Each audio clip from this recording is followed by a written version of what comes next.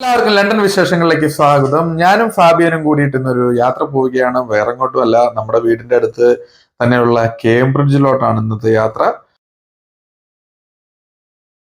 ബസ്സിലാണ് പോകാൻ ഉദ്ദേശിക്കുന്നത്. നമുക്ക് ഇവിടുത്തെ കേംബ്രിഡ്ജ് ബി ബസ് എന്ന് പറഞ്ഞിട്ട് ബി റൂട്ട് ബസ് ഉണ്ട്. നമ്മുടെ നാട്ടിലെ KSRTCയുടെ super fast coach, first passenger coach, അങ്ങനെയുള്ള KSRTCയുടെ സർവീസ് ഉണ്ടല്ലോ, അതുപോലെയുള്ള ഒരു ബസ്സിലാണ് ഇന്നത്തെ യാത്ര. അപ്പോൾ ഈ ഡബിൾ ഡക്കർ ബസ്സിൽ യാത്ര ചെയ്തപ്പോൾ കണ്ട കാഴ്ചകളൊക്കെയാണ് ഇന്നത്തെ വീഡിയോയിൽ ഉൾപ്പെടുത്തിയിരിക്കുന്നത്. യാത്ര തുടങ്ങുന്നതിന് മുമ്പ് തന്നെ ഒരു ചെറിയൊരു ഓർമ്മിപ്പിക്കല്, നമ്മുടെ ചാനൽ സബ്സ്ക്രൈബ് ചെയ്തിട്ടില്ലെങ്കിൽ ഒന്ന് സബ്സ്ക്രൈബ് ചെയ്യുക.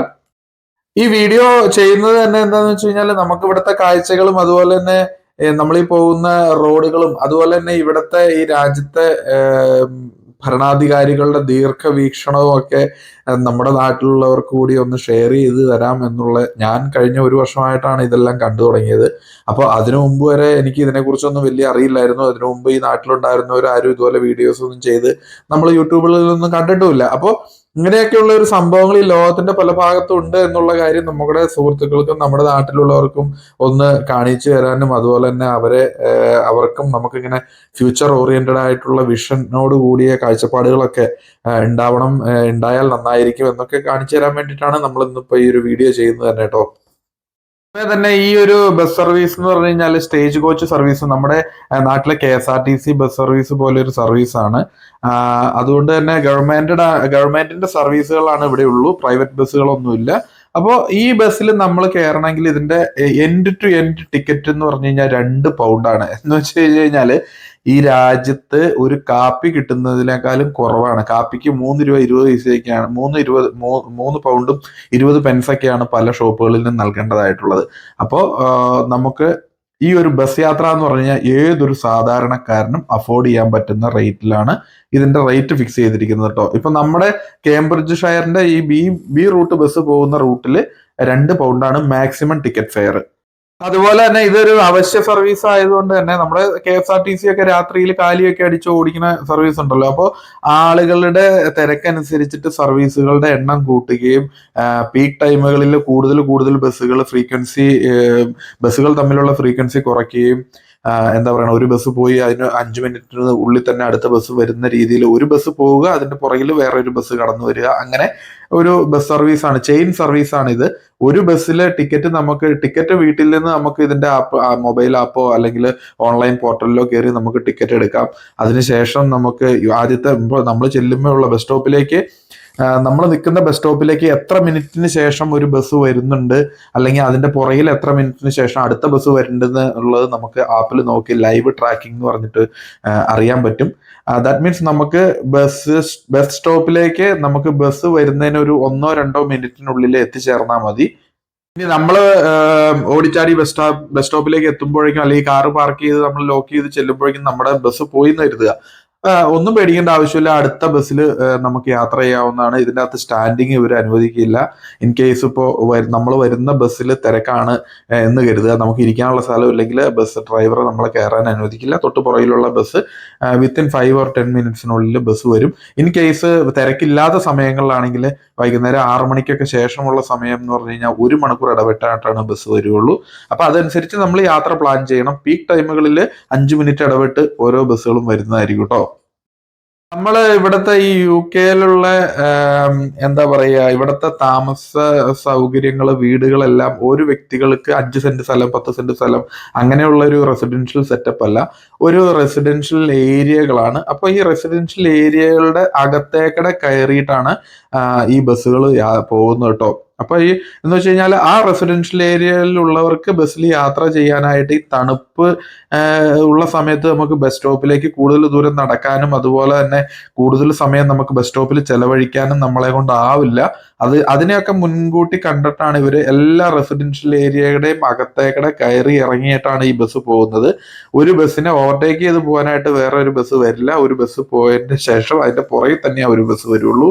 അപ്പോൾ ഉദാഹരണം പറയുകയാണെങ്കിൽ എറണാകുളത്ത് നിന്ന് ആലുവ ആലോചിക്കും, നമുക്ക് പ്രൈവറ്റ് ആണെങ്കിലും KSRTC ആണെങ്കിലും ഒരു ബസ്സിന്റെ പുറകിൽ മാത്രമേ ഒരു അടുത്ത ബസ് വരുള്ളൂ, ആ ബസ്സുകൾക്ക് പോകാൻ പ്രത്യേകം ട്രാക്ക് ഉണ്ടെന്നുള്ള ഒരു സെറ്റപ്പ് ആണെങ്കിൽ യാത്രക്കാർക്ക് കൃത്യമായിട്ട് സമയത്ത് എത്താനും സാധിക്കും. ആദ്യം വരുന്ന ബസ്സിൽ ആദ്യം വരുന്നവർക്ക് പോകാനും സാധിക്കും. ഫസ്റ്റ് കം ഫസ്റ്റ് സെർവ്, അങ്ങനെ ഒരു പോളിസിയാണ് ഇവരുടെ എല്ലാ സർവീസുകൾക്കും. നമ്മൾ പോയിക്കൊണ്ടിരിക്കുന്നത് ഗ്രാമങ്ങളുടെ അകത്തേക്കാണ്. ഇതെല്ലാം കുഞ്ഞു കുഞ്ഞു ഗ്രാമങ്ങളാണ്. ഗ്രാമങ്ങളിലെ റോഡുകൾക്ക് വീതി കുറവാണെന്ന് അറിയാൻ പറ്റും. അപ്പൊ അതുപോലെയുള്ള ഗ്രാമങ്ങളിൽ നിന്നും മാക്സിമം ആളുകളെ പിക്ക് ചെയ്തതിനു ശേഷം ഇവർക്കിടെ ഒരു സെന്റർ പോയിന്റ് ഉണ്ടെന്ന് വേണമെങ്കിൽ പറയാം, ഒരു സ്റ്റാർട്ടിംഗ് പോയിന്റ്. ഗ്രാമങ്ങളിൽ നിന്നുള്ള എല്ലാവരെയും നമ്മൾ പിക്ക് ചെയ്തു, അല്ലെങ്കിൽ ഒരു മെയിൻ സെന്ററിലേക്ക് നമ്മൾ ആളുകളെ കൊണ്ടുവന്നതിന് ശേഷം ആളുകളുടെ കാറുകൾ ആ ഏരിയയിൽ, പർട്ടിക്കുലർ ഏരിയയിൽ പാർക്ക് ചെയ്തതിനു ശേഷം അവിടുന്ന് നമുക്ക് മെയിൻ സെന്ററിലേക്ക്, എറണാകുളം സിറ്റിയിലേക്കാണ് നമുക്ക് പോകേണ്ടതെങ്കിൽ അറ്റ്ലീസ്റ്റ് ആലുവയിലോ അല്ലെങ്കിൽ പെരുമ്പാവൂരോ നമ്മളൊരു ഹാൾട്ടിംഗ് പോയിന്റ്, അങ്ങനെ ഒരു പോയിന്റ് ഇവർക്ക് ഉണ്ട്. ആ ഒരു പോയിന്റിൽ നമ്മൾ വാഹനം കാർ കൊണ്ട് നമ്മൾ ചെല്ലുന്നു. ഇൻ കേസ് കാറുകൾ കൊണ്ട് ദൂരെ യാത്ര ചെയ്യാനുള്ളവരാണെങ്കിൽ കാർ കൊണ്ട് നമ്മൾ ആ ഒരു പോയിന്റിൽ ചെന്നതിന് ശേഷം അവിടെ നമ്മുടെ കാറ് 18 മണിക്കൂർ വരെ നമുക്ക് ഫ്രീ ആയിട്ട് പാർക്ക് ചെയ്യാം. അവിടുന്ന് നമ്മൾ ഈ ഒരു ബസ്സിൽ കയറി കഴിഞ്ഞ് കഴിഞ്ഞാൽ പിന്നെ പോകുന്നത് റെയിൽവേ പാളം പോലെ നമ്മൾ ഈ കാണുന്ന ട്രാക്കിലേക്ക് ബസ് കയറുക കേട്ടോ. ഈ ഒരു ട്രാക്കിൽ ബസ് മാത്രമേ പോകുന്നുള്ളൂ, ബസ് മാത്രമേ ഓടിക്കാൻ പാടുള്ളൂ. എന്തിനാണ് ഗവൺമെന്റ് ഇങ്ങനെ ഒരു സർവീസും സംവിധാനങ്ങളും ചെയ്തു വെച്ചിരിക്കുന്നതെന്ന് വെച്ച് കഴിഞ്ഞാൽ ഓരോ നഗരങ്ങളിലേക്കും വരുന്ന കാറുകളുടെ എണ്ണം കുറയ്ക്കുക എന്നുള്ള ഇതിനു വേണ്ടിയിട്ടാണ്.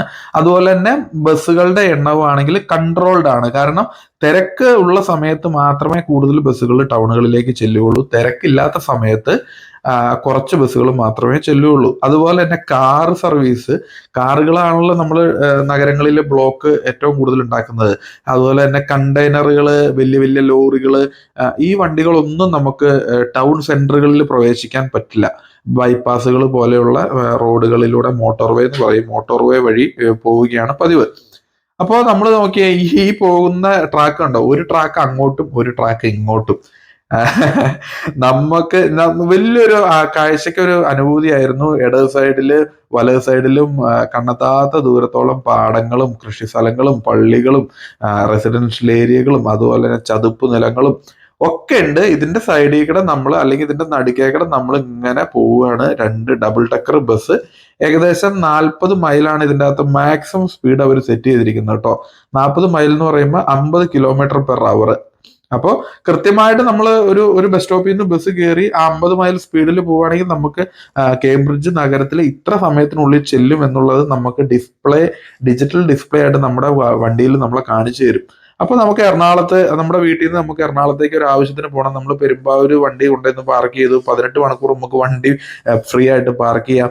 അതിനുശേഷം നമ്മൾ ഇതുപോലത്തെ ഒരു ബസ്സിൽ 2 പൗണ്ട് എന്ന് വെച്ചാൽ ഇവിടുത്തെ 2 പൗണ്ട് എന്ന് പറഞ്ഞാൽ നാട്ടിലെ 200 രൂപയാണ്. പക്ഷെ ഈ രാജ്യത്തെ വേതനവും ഇതും വെച്ച് നോക്കുമ്പോൾ 2 പൗണ്ട് എന്ന് പറഞ്ഞ ഒരു കാപ്പിയുടെ വിലയേക്കാളും കുറവാണ്. കാപ്പിയുടെ വില കുറവാന്ന് പറയാൻ കാരണം ഇവിടെ എല്ലാവരും കാപ്പിയാണ് ഏറ്റവും കൂടുതലായിട്ട് യൂസ് ചെയ്യണത്. ചായനേക്കാളും കൂടുതലായിട്ട് കാപ്പിയാണ് കുടിക്കുന്നത് കേട്ടോ. അപ്പോൾ ആ ഒരു റേറ്റ് പോലും നമുക്കൊരു ബസ് സർവീസിന് ആകുന്നില്ല. ഇത് അപ്പ് ആൻഡ് ഡൗൺ ടിക്കറ്റ് ആട്ടോ പറയണത്. നമുക്ക് അറ്റ് എ ടൈമിൽ നമ്മൾ പർച്ചേസ് ചെയ്യുവാണെങ്കിൽ up and down return ticket ഉൾപ്പെടെ പർച്ചേസ് ചെയ്യുകയാണെങ്കിൽ നമുക്ക് ഈ ഒരു പൈസ തന്നെ കൊടുത്താൽ മതി. ഈ സർവീസ് ഗവൺമെന്റിന്റെ ആണെന്ന് പറഞ്ഞല്ലോ, അതുകൊണ്ട് തന്നെ ഈ NHS സ്റ്റാഫുകൾക്ക് ഇങ്ങനെയുള്ള ബസ് സർവീസ് ഫ്രീ ആണ്. അപ്പോൾ അവർക്ക് അവരുടെ ജോലി സ്ഥലത്തും അവരുടെ ഫാമിലി ആയിട്ട് പോകാനോ അല്ലെങ്കിൽ ആ വീട്ടാവശ്യത്തിന് പർച്ചേസ് ചെയ്യാനോ ഒക്കെ ഈ ബസ് സർവീസിനെ ഉപയോഗിക്കാമെന്നുള്ളത് കൊണ്ട് തന്നെ ബസ് സർവീസ് ഫ്രീ സർവീസ് ആണ് NHS സ്റ്റാഫുകൾക്ക്.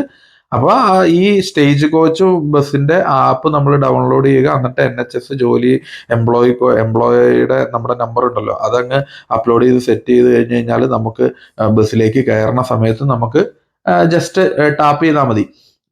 ബസ്സിന്റെ ബാർകോഡ് നമ്മൾ ആ ബസ്സിന്റെ കൗണ്ടറിൽ കാണിച്ചു കൊടുത്തു കഴിഞ്ഞ് കഴിഞ്ഞാൽ യാത്ര ചെയ്യാം കേട്ടോ. നിങ്ങൾക്കിപ്പോ കാണാൻ കഴിഞ്ഞാണ്ടില്ലേ, ഒരു ബസ് പോയി, ഒരു സിംഗിൾ ഡെക്ക് ബസ് പോയി, അതിന്റെ പുറകിൽ ഡബിൾ ഡെക്ക് ബസ് പോകുന്നു.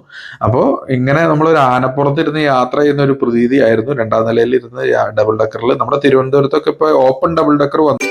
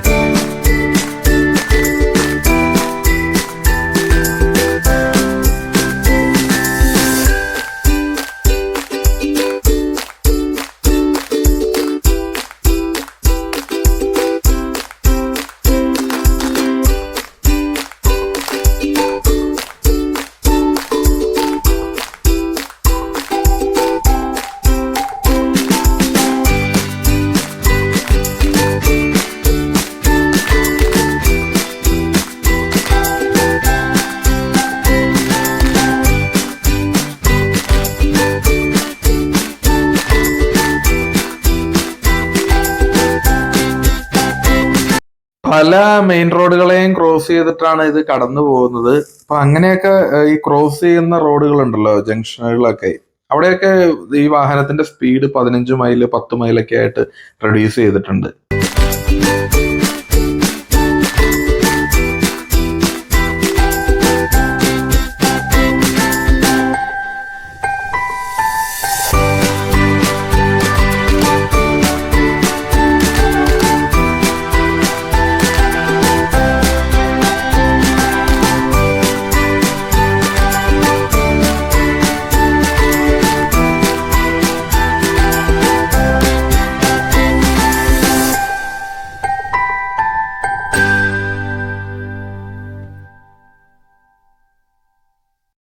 ഈ പോകുന്ന ട്രാക്കിനോട് ചേർന്ന് തന്നെ നമുക്ക് അല്ലാത്ത ഒരു ട്രാക്ക് ഉണ്ട് കേട്ടോ. ആ ട്രാക്കുകളിൽ പക്ഷെ കാറുകളൊന്നും അലൗഡ് അല്ല. ഈ പറഞ്ഞ പോലെ ഹോഴ്സ്, അതുപോലെ തന്നെ നടക്കണവര്, സൈക്ലിങ്, അങ്ങനെയൊക്കെ ഉള്ള ഒരു പർപ്പസിന് വേണ്ടിയിട്ടാണ് ഈ ഒരു സൈഡിൽ ഒരു ട്രാക്ക് ഇട്ടേക്കണത്. ഈ ബസ്സിനുള്ള ഒരു ഗുണം എന്ന് വെച്ച് കഴിഞ്ഞാൽ ഞാൻ മനസ്സിലാക്കിയെടുത്ത പങ്ക്ച്വാലിറ്റി ആണ്. പങ്ക്ച്വലായിട്ട് ഒരു സ്ഥലത്ത് നിന്ന് കയറി നമുക്ക് പങ്ക്ച്വലായിട്ട് എത്തുമെന്ന് അറിയിക്കാൻ പറ്റും.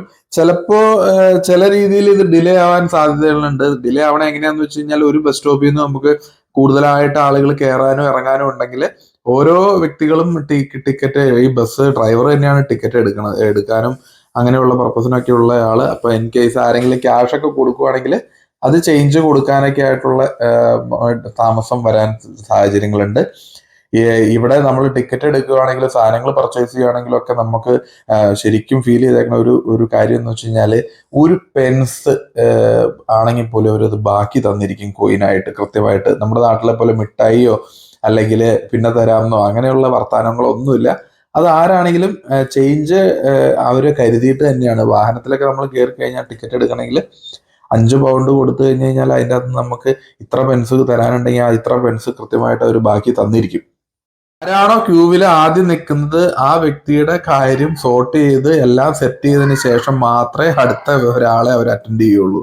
അതാണ് ഇവിടുത്തെ രീതി. അപ്പോൾ ഈ നമുക്ക് എത്ര വലിയ അർജന്റ് ഉണ്ടെന്ന് പറഞ്ഞിട്ട് കാര്യമില്ല, പുറകിൽ നിൽക്കണവൻ എന്ത് അർജന്റ് ഉണ്ടെന്ന് പറഞ്ഞിട്ട് കാര്യമില്ല. First come first serve. ആദ്യം മുമ്പിൽ നിൽക്കുന്നവന് അവന്റെ സർവീസ് കംപ്ലീറ്റ് ചെയ്തതിന് ശേഷം മാത്രമേ വേറെ അടുത്ത ഒരാളെ ആ ഒരു വ്യക്തി അറ്റൻഡ് ചെയ്യുള്ളൂ. നമ്മള് കേംബ്രിഡ്ജിലേക്കാണ് പോകുന്നതെന്ന് പറഞ്ഞല്ലോ. അപ്പൊ കേംബ്രിഡ്ജിലെ പല യൂണിവേഴ്സിറ്റികളിലേക്കുള്ള ആക്സസുകളിൽ പെട്ടെന്ന് തന്നെ നമുക്ക് ഈ ഒരു ബസ് സ്റ്റോപ്പിൽ നിന്ന് ഇറങ്ങിയിട്ട് യൂണിവേഴ്സിറ്റിയിലേക്ക് പോകാനുള്ള സൗകര്യങ്ങളുണ്ട്. യൂണിവേഴ്സിറ്റി അടുത്തുള്ളത് കൊണ്ട് തന്നെ കൂടുതലായിട്ടുള്ള സ്റ്റുഡൻസും അതുപോലെ തന്നെ അധ്യാപകരൊക്കെ ആശ്രയിക്കുന്ന ഒരു സർവീസാണ് കേട്ടോ ഇത്. ജോലിക്കാരും എല്ലാവരും ആശ്രയിക്കുന്ന ഒരു സർവീസാണ് ഈ കേംബ്രിഡ്ജ് ബസ് ബി റൂട്ട് എന്ന് പറഞ്ഞിട്ട്. അതിൻ്റെ അകത്ത് എനിക്ക് അന്ന് പോണ വഴിക്ക് കണ്ടതിൽ ഒരു ഭയങ്കരമായിട്ടുള്ള ഒരു അഡ്വാൻറ്റേജ് ആയിട്ട് ഫീൽ ചെയ്തതെന്ന് വെച്ചാൽ, റെയിൽവേ സ്റ്റേഷന്റെ അകത്ത് പോയിട്ട്, റെയിൽവേ സ്റ്റേഷന്റെ അവിടെ ഒരു സർക്കിൾ ഉണ്ട് കേട്ടോ. ആ ഒരു സർക്കിളിൽ പോയി അവിടെ ഒരു ബസ് സ്റ്റോപ്പിൽ നമുക്ക് ഇറങ്ങി ബസ് അവിടെ നിർത്തി അവിടെ നിന്ന് നമുക്ക് അത് ചുറ്റിക്കറങ്ങി വീണ്ടും തിരിച്ചു പോകും. അപ്പോൾ നമ്മളൊരു ഒരു ഒരു ഒരു മെട്രോ കണക്ടിവിറ്റി ഒക്കെ നമുക്ക് കൃത്യമായിട്ട് കിട്ടുക എന്ന് പറഞ്ഞു കഴിഞ്ഞാല് അതെല്ലാം മുൻകൂട്ടിയാണ് ഇവർ ചെയ്തേക്കണേ. നമ്മളൊക്കെ പണ്ട് ആലുവയിൽ ഇറങ്ങി കരുതുക, റെയിൽവേ സ്റ്റേഷനിൽ നമ്മൾ ആലുവയിൽ ഇറങ്ങി അവിടെ നിന്ന് മെട്രോ സ്റ്റേഷനിലേക്ക് നമ്മൾ ഓട്ടോ വിളിച്ച് 10-60 രൂപ കൊടുത്താൽ മാത്രമേ എത്താൻ പറ്റുള്ളൂ. അപ്പൊ അങ്ങനെയൊക്കെയുള്ളൊരു ായിട്ടുള്ള ബുദ്ധിമുട്ടുകൾ നമ്മുടെ നാട്ടിൽ നമ്മൾ യാത്ര ചെയ്യുമ്പോൾ ഉണ്ടായിട്ടുണ്ട് കേട്ടോ. അങ്ങനെ ഒരു കാര്യം നമുക്ക് ഇവിടെ യാത്ര ചെയ്ത് കഴിഞ്ഞപ്പോൾ ഫീൽ ചെയ്തില്ല. നമ്മള് ഈ ബസ്സിൽ യാത്ര ചെയ്ത സമയത്ത് നമുക്ക് അന്ന് ഫീൽ ചെയ്ത ഒരു കാര്യങ്ങളാണ്, ഇൻ കേസ് എങ്ങാനും ബസ് കംപ്ലൈന്റ് ആയി കഴിഞ്ഞാൽ ഈ ട്രാക്കിലുള്ള യാത്ര മുടങ്ങൂല എന്നുള്ള കാര്യം. ഈ ട്രാക്ക് ബസ്സുകൾക്ക് മാത്രമാണെന്ന് പറഞ്ഞല്ലോ, ഗൈഡഡ് ബസ് ഓൺലി എന്ന് എഴുതി വെച്ചിട്ടുണ്ട്. എന്നാലും ഈ റൂട്ടിനെ കുറിച്ച് അറിയാൻ പാടില്ലാത്ത ആരെങ്കിലും തെറ്റായിട്ട് ഇതിന്റെ അകത്തേക്ക് കയറിപ്പോയി കഴിഞ്ഞ് കഴിഞ്ഞാൽ എന്ത് ചെയ്യുന്നുള്ള ഒരു സംശയം ഉണ്ടായിരുന്നു കേട്ടോ. അപ്പൊ ഇതിന്റെ നടുക്ക് ഈ പച്ചപ്പ് കാണുന്നത് കിടങ്ങുകളാണ്. ജസ്റ്റ് ആ ബസ്സിന്റെ 2 വീലും മാത്രമേ അതിന്റെ അകത്തേക്കൂടെ പോകാൻ കഴിയുള്ളൂ. ഡബിൾ ഡെക്കർ ബസ്സാണ് അതിൽ കൂടെ പോകണത്. കാറ് കയറ്റി കഴിഞ്ഞ് കഴിഞ്ഞാൽ കാർ ആ കുഴിയിലേക്ക് കയറും. അപ്പോൾ ഓരോ ചെറിയ റോഡുകളിൽ നിന്നും ഇതിലേക്ക് ഗൈഡഡ് ബസ്സിന്റെ റൂട്ടിലേക്ക് കയറുന്ന ഭാഗത്ത് അവിടെ കൃത്യമായിട്ട് എഴുതി വെച്ചിട്ടുണ്ട്, കാർ ട്രാപ്പ് എന്ന് പറഞ്ഞിട്ട് ഒരു കുഴി ഉണ്ടാക്കിയിട്ടുണ്ട്, ബോർഡും വെച്ചിട്ടുണ്ട് കേട്ടോ. ഇൻ കേസ് നമുക്ക് എന്നിട്ടും നമ്മൾ മസിൽ പിടിച്ച് അതിൻ്റെ അകത്തേക്ക് കയറി കഴിഞ്ഞ് കഴിഞ്ഞാൽ നമ്മുടെ വീല് ആ കുഴിക്കകത്ത് വീഴുകയും ചെയ്യും. അതുപോലെ തന്നെ കാറ് കയറ്റിയതിനുള്ള ഫൈൻ നമ്മൾ കൊടുക്കേണ്ടതായിട്ടും വരും. ഇതിപ്പോ കേംബ്രിഡ്ജ് റെയിൽവേ സ്റ്റേഷന്റെ സൈഡിലുള്ള ഒരു ബസ് സ്റ്റോപ്പാണ്. അപ്പൊ ഈ കേംബ്രിഡ്ജ് റെയിൽവേ സ്റ്റേഷന്റെ അകത്ത് നമ്മൾ ചെന്ന് കഴിഞ്ഞപ്പോൾ കണ്ടതാണ് സൈക്കിള്. ഇത്രയധികം സൈക്കിൾ ആക്സസ് ഉണ്ട് കേട്ടോ. നമുക്ക് അവിടെ നിന്ന് സൈക്കിൾ എടുത്ത് അടുത്ത സ്ഥലത്തേക്ക് നമുക്ക് കൊണ്ടുവന്ന് അടുത്ത റെയിൽവേ സ്റ്റേഷനിലോ അല്ലെങ്കിൽ നമുക്ക് ആവശ്യമുള്ള സ്ഥലത്തേക്ക് പോകാൻ പറ്റും. അതുപോലെ തന്നെ അവിടെ സൈക്കിളിൽ വരുന്നവർക്ക് വണ്ടി സുരക്ഷിതമായിട്ട് ലോക്ക് ചെയ്തിട്ട് ട്രെയിൻ കയറി പല സ്ഥലത്തേക്ക് പോകാനും തിരിച്ചു വന്ന് സൈക്കിളിൽ യാത്രേനെ ശരിക്കും പറഞ്ഞു കഴിഞ്ഞാൽ ഇവിടെയുള്ള സർക്കാർ സംവിധാനങ്ങൾ ശരിക്കും പ്രൊമോട്ട് ചെയ്യുന്നുണ്ട്. ഇതാ കാണുന്നതാണ് കേംബ്രിഡ്ജ് റെയിൽവേ സ്റ്റേഷൻ കേട്ടോ. കൊച്ചി മെട്രോയിലൊക്കെ ഈ പറഞ്ഞ സൈക്ലിങ്ങിന്റെ പരിപാടി ഉണ്ട് കേട്ടോ. നമ്മുടെ കൊച്ചി മെട്രോയിൽ ഇതുപോലെ തന്നെ ഒരു സ്റ്റേഷനിൽ നിന്ന് കയറി അടുത്ത സ്റ്റേഷനിൽ പോയി ഇറങ്ങിയിട്ട് അവിടുന്ന് സൈക്കിൾ എടുത്ത് നമുക്ക് നഗരമൊക്കെ ചുറ്റിക്കറങ്ങി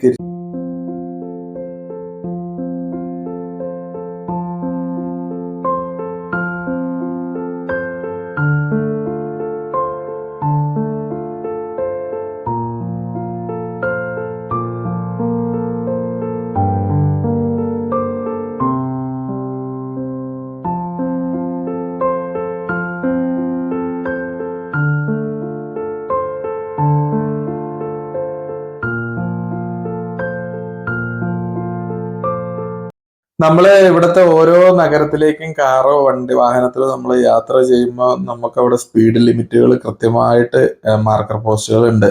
ഇത്രയാണ് നിങ്ങളുടെ സ്പീഡ് ലിമിറ്റ്, ഇത്രയേ ഓടിക്കാവുള്ളൂ, ബസ് ലൈനിൽ ഓടിക്കാൻ പാടില്ല എന്നൊക്കെ കൃത്യമായിട്ട് റോഡിലും വരച്ചു വെച്ചിട്ടുണ്ട്. അതുപോലെ തന്നെ സൈഡിൽ കൂടെ ബോർഡുകളിലും വെച്ചിട്ടുണ്ട്. എന്നിട്ടും നമ്മൾ ശരിക്കും പറഞ്ഞു കഴിഞ്ഞാൽ അതൊന്നും ഫോളോ ചെയ്യാണ്ട് പോയി കഴിഞ്ഞ് കഴിഞ്ഞാൽ കിട്ടുന്ന ഫൈൻ എന്ന് പറഞ്ഞാൽ അപാര ഫൈനാട്ടോ. ഇപ്പോൾ കേംബ്രിഡ്ജ് നഗരത്തിലേക്ക് നമ്മൾ എത്തണേക്ക് തൊട്ട് മുമ്പ് തന്നെ ഒരു പുതിയ ബസ് ട്രാക്ക് അവർ പണിതുകൊണ്ടിരിക്കുകയാണ്. ബസ്സിന് മാത്രം ഓടിക്കാനുള്ളതാണ്. അതിൽ കാറ് കയറ്റി ഓടിച്ചു കഴിഞ്ഞ് കഴിഞ്ഞാൽ നമ്മുടെ വീട്ടിൽ നമുക്ക് പേപ്പറിൽ ഫൈൻ, നമുക്ക് വീട്ടിലാണ് കിട്ടുന്ന ഫൈൻ. പോലീസുകാരൊന്നും ഇല്ല റോഡിൽ നമ്മളെ തടഞ്ഞു നിർത്തി ചെക്ക് ചെയ്യാനോ അങ്ങനെയുള്ള ഒരു ഇതിനുമില്ല. നിയമം ഇന്ന കാര്യങ്ങളാണെന്ന് നമുക്ക് പഠിപ്പിക്കും. അതുപോലെ തന്നെ നിയമം പാലിച്ച് ഡ്രൈവ് ചെയ്യണമെന്ന് നമ്മള് ലൈസൻസ് എടുക്കുന്നതിന് മുമ്പ് നമ്മൾ പഠിക്കുന്നു. എന്നിട്ട് നമ്മൾ നിങ്ങൾ പോകേണ്ട സ്പീഡ് ഇത്രയാട്ടോ, ഇത്രയൊക്കെയാണ്, ഇതേ ട്രാക്കുകൾ മാത്രമേ പോകാവുള്ളൂ എന്നൊക്കെ പറഞ്ഞ് നമുക്ക് വാണിംഗ് ആയിട്ട് ബോർഡുകൾ വെച്ചിട്ടുണ്ട്. റോഡുകളിൽ ക്യാമറ ഉണ്ട് കേട്ടോ. അതെ, നിങ്ങൾ ഇത്ര മീറ്റർ അകലത്തിൽ ഒരു ക്യാമറ ഇരിപ്പുണ്ടെന്ന് വരെ നമ്മളോട് പറഞ്ഞു തരും. എന്നിട്ട് നമ്മൾ ആ നിയമം ഒന്നും പാലിക്കാണ്ട് നമ്മൾ ഓടിക്കുവാണെങ്കിൽ നമ്മുടെ വീട്ടിൽ ഫൈൻ വരും. എന്താ പറയണേ, ഒരു ഫൈൻ എന്നൊക്കെ പറഞ്ഞു കഴിഞ്ഞാൽ 300, 400, 500 പൗണ്ടൊക്കെയാണ് വരും.